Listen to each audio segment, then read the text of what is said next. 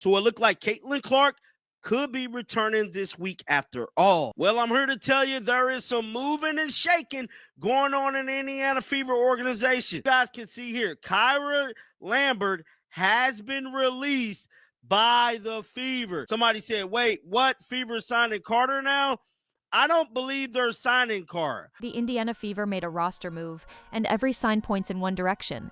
Caitlin Clark might be closer than anyone thought. No fluff, let's get straight to it. Indiana doesn't cut a guard in late August unless there's a bigger picture. This team has been juggling minutes, patching rotations, and trying to hold their spot while the standings tighten. Lambert's quick release lit up every group chat for one reason: it frees a slot and sends a message. The front office is either clearing space for a different guard or preparing for the player they've been waiting on all month. And whether you love or hate the speculation, the timing is the story. Here's what we know.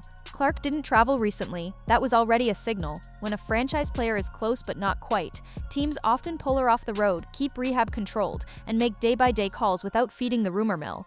The travel scratch gave fans a hint. The Lambert move threw gasoline on it. No official return date yet, but this is the first roster domino that feels intentional rather than reactive, and that matters. The Fever season has lived on razor-thin margins. One hot week and they climb. One cold week and they slide. They've clawed their way back toward the middle of the pack, and that alone changed the urgency around Clark. Winning buys time. It also raises the stakes.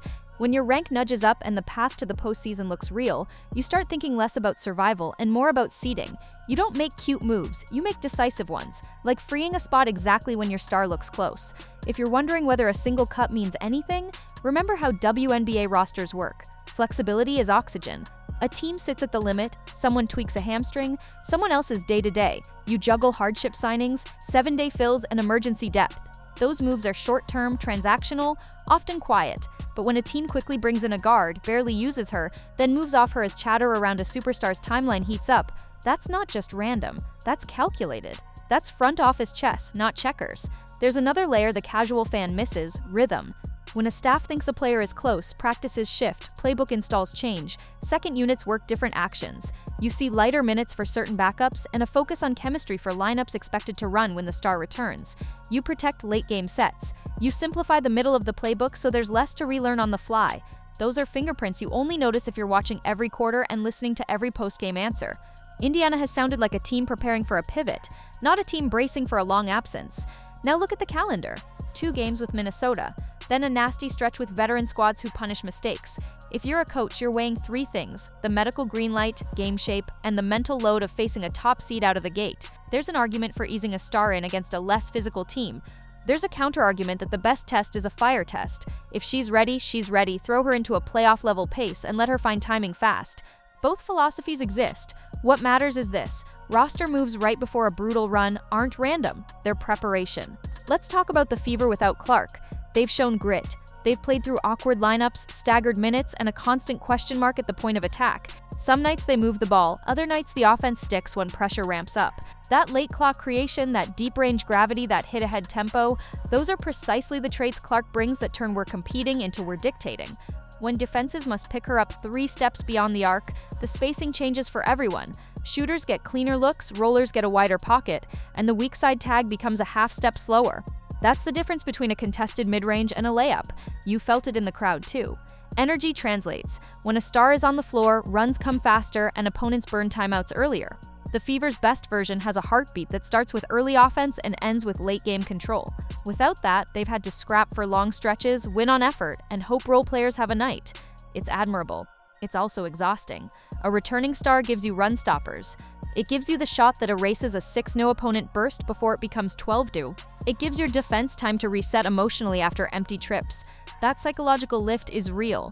So what does the Lambert release actually unlock? Optionality. If Clark gets the go-ahead, you slide her back into a lineup that's been forced to learn toughness. That's a dangerous combination. Talent plus scars. If the medical team says not yet, you can still pivot to another piece. Maybe a veteran who can soak up 10 honest minutes, settle the offense, and buy the starters better spacing.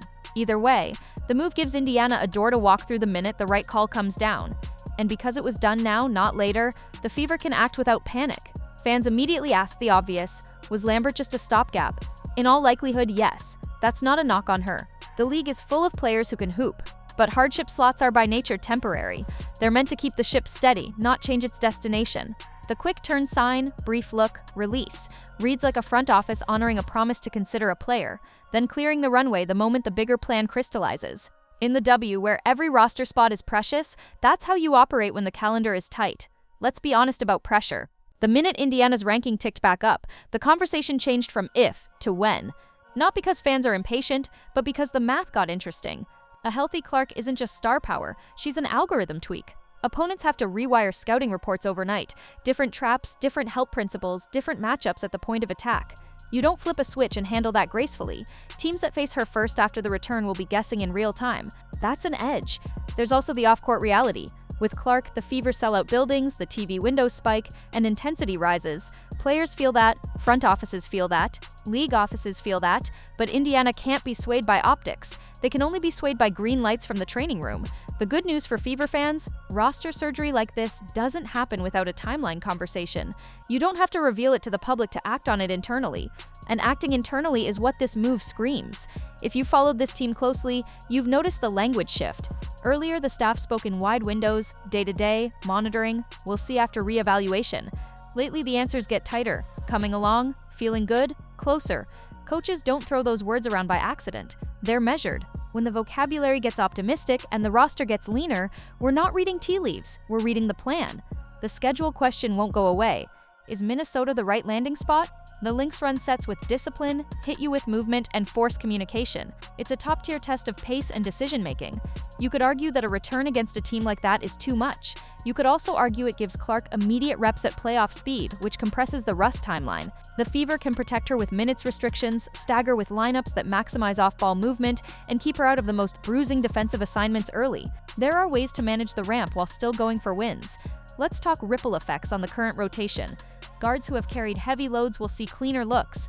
Wings who've eaten tough late-clock jumpers will get downhill lanes. Bigs will feel defenders staying attached to shooters on the weak side, which turns post entries into high-percentage touches. Even role players transformed by necessity. Those who grew in Clark's absence now plug into a system with more oxygen. That's how good teams are built. Injuries force development, stars return to find a tougher, savvier supporting cast. There's also an identity reset on defense that a star return can spark.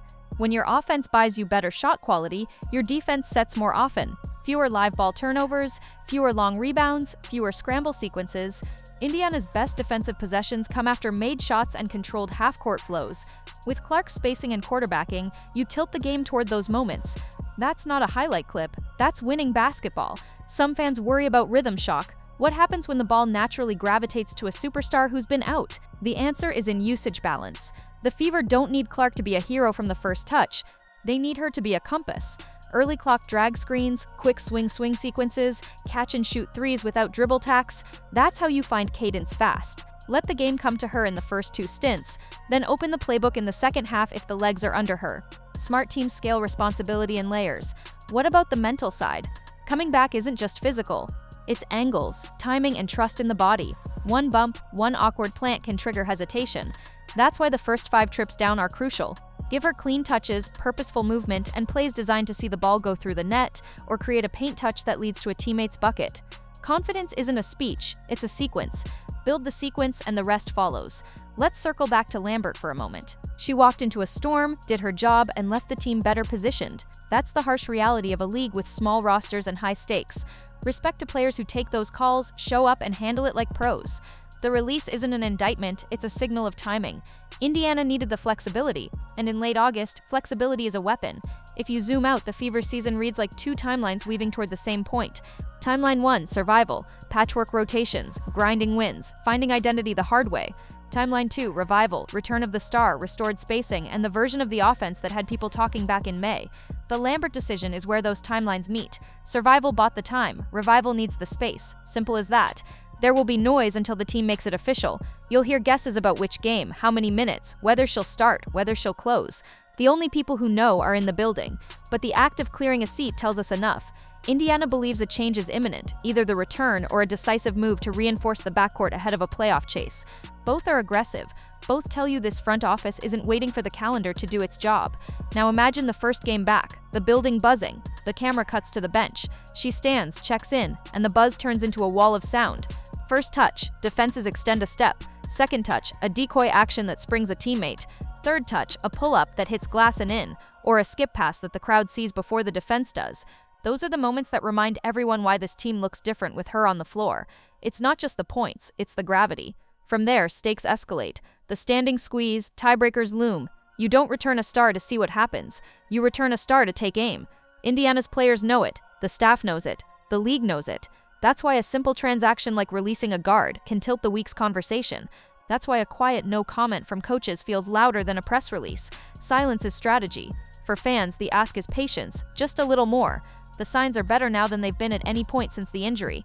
The Fever wouldn't be pruning the roster tree if they were bracing for a long wait. They'd be adding branches, not cutting them. Instead, they cleared wind resistance. They made the sprint lane open. When the whistle blows, they want no paperwork, no last-minute shuffling, no wait until Monday bureaucracy. They want to dress who they need to dress, when they're ready to dress her. That's how you operate when the clock matters. If the return doesn't land this week, the logic doesn't collapse. The move still serves the plan. The Fever can trial another guard, lean into two-ball handler lineups, or give more on-ball reps to wings who earn trust in Clark's absence. The release didn't paint them into a corner. It unlocked doors. And unlocked doors are exactly what you need when the season shrinks to a handful of games and your margin is thin. What changes for opposing coaches?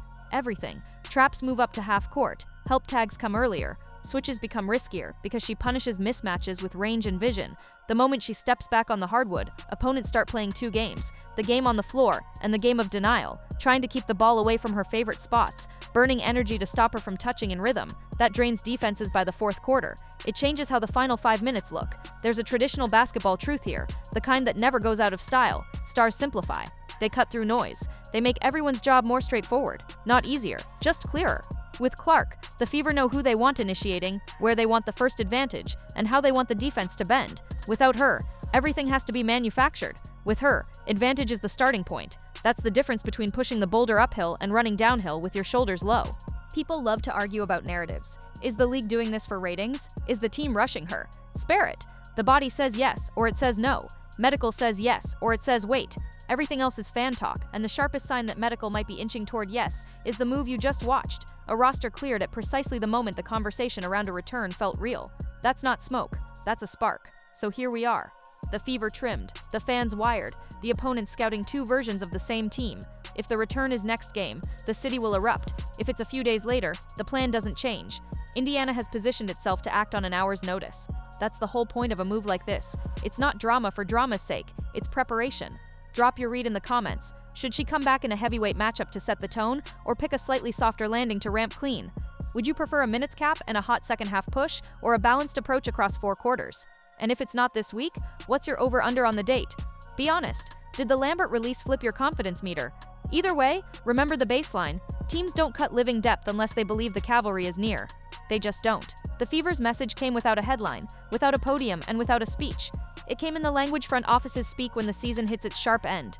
One transaction, one opening, one very loud quiet.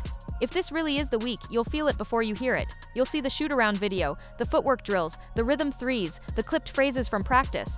And then you'll hear it, the crowd that doesn't wait for the first bucket to get loud. If it's not yet, you'll know because Indiana will use that roster slot with purpose again. There's no guesswork left, just a plan and a clock. Until we get the only update that matters, that's the truth on the ground. Kyra Lambert out, slot open, Indiana positioned, and a fanbase on edge in the best way possible. If the move was made all for Caitlin, we'll know soon enough, because the moment she steps back on the floor, the entire vibe of this season shifts in a single possession. Let's stretch this out and get even clearer about how a return actually plays out on the floor. The first night back is rarely about box score fireworks. It's about timing, first step confidence, rhythm on the pull-up, how quickly the ball finds the second side when defenses load up. Expect shorter stints, quick breathers, then a slightly longer run before halftime if the pace looks comfortable. That's the standard ramp for stars coming off a layoff, measured, purposeful, and focused on clean possessions over hero shots. The immediate on-court shift you'll notice is spacing. With Caitlin handling, Kelsey Mitchell doesn't have to initiate every trip. She can weaponize her feet lift, cut, shake out to the corner, and punish any late closeout. That one tweak alone changes the geometry. Defenders can't sit on Kelsey's right hand if they're already panicking about the handoff up top. Indiana's best threes will suddenly feel in rhythm, not forced. Now add the two-player game with Aaliyah Boston. This is where the Fever's identity sharpens. High drag screen early in the clock or a shallow slip to bait the switch, and you're living in choices the defense hates. If help squeezes from the nail, the skip is there. If the big plays drop, it's a comfortable pull-up at the elbow. If they trap, short roll to Boston and let her make the read floater, dump off, or kick to the weak side. Simple reads, repeated under stress, win big games. NaLyssa Smith becomes a different problem when defenses are stretched. She doesn't need 5 isolation touches to impact the scoreboard. She needs 1 clean angle. With Clark stretching the floor, the lane opens for that hard rim run or quick pop to 16 feet where she's comfortable. Those middle-of-the-quarter possessions, the ones that decide if you survive the non-star minutes, suddenly feel lighter because the first advantage is built in. Opponents will adjust. Expect quick traps in the side pick and roll and show and recover looks designed to get the ball out of Clark's hands early. Expect a possession or 2 of zone to test her patience. That's fine. The antidote is pace without hurry. Push the ball to corners, flatten the help, flow straight into a second action. The worst thing Indiana could do is overdribble into the teeth of a set defense. The best thing is to move a defense before it makes its plan matter. Depth pieces aren't bystanders here. Shooters who've been grinding through tough attempts now step into rhythm looks. Energy wings turn deflections into easy runouts because misses will finally become rebounds in system, not in chaos. And veterans who know where to be during star minutes, spacing, screening angles, second cuts add value that doesn't show up on a highlight reel, but flips a 2-point deficit into a 5-point lead without a single spectacular play. There's also the roster mechanics nobody sees but everyone feels. Hardship deals, 7-day contracts, and quick releases are how teams cope with slim roster sizes and a brutal schedule. It's not cold, it's necessary. The Lambert move fits that reality. It created options. If medical says go, you're clear. If medical says wait, you pivot to a fit who fills a specific gap for a week. Flexibility isn't a luxury in this league, it's oxygen. Crunch time will tell you the most. The Fever's late-game offense without Clark has depended on execution and guts.